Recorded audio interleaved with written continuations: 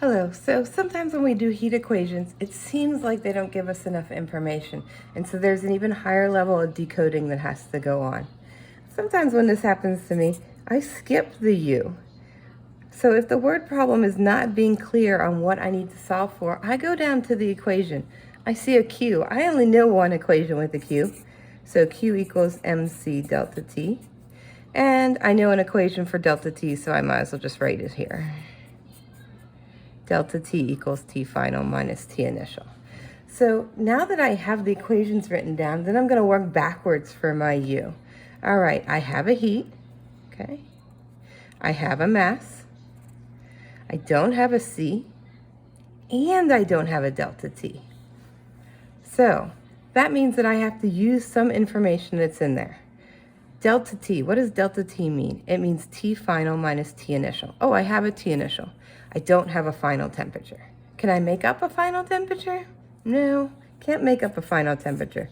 So absolutely, I'm going to have to do something to solve for a T final. So now, if I'd have that T final, then the only other thing that I would be missing is a C. And now I have to look again and go, oh, they did give me some information here. I remember there was a chart that told me what the different C's of different materials were. And the C for water was 4.184. So if this ever happens to you and you have open book, open notes, you could always just go back to the table and figure out what C value corresponds to the material that we used. So now I have a Q, I have an M, I have a C, and I have one T. So now I can progress further. There was a rule, wasn't there? Yes, there was. It was do this first, or you end up with a lot of algebra. Okay? So now that I have a Q, an M, and a C, then I only have one unknown there. So I'm going to substitute for there.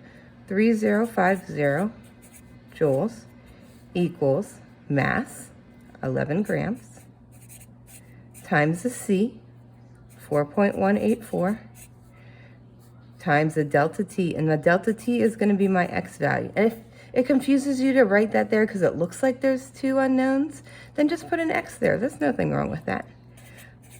350 joules divided by 11 grams. And since what I did to one side, I had to do to the other side. So now I have 3050 divided by 11 equals 4.184 times delta T. I'm going to take out my calculator here.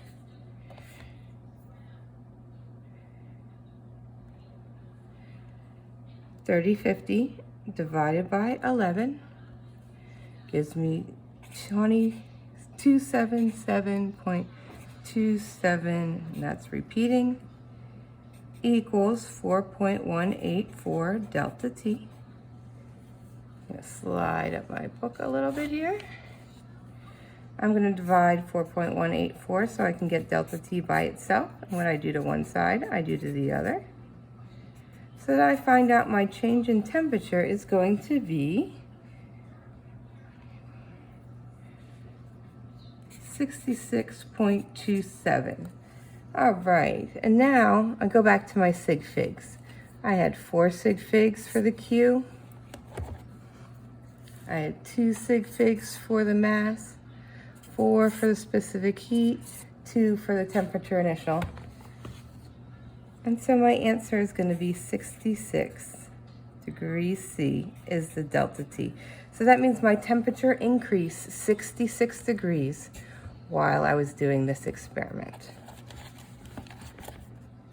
But now I want to know exactly what that brings it to. So I come back to my other equation.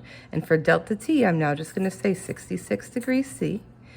Temperature final, I still don't know, so it's temperature final minus temperature initial, which I do know is 25 degrees C.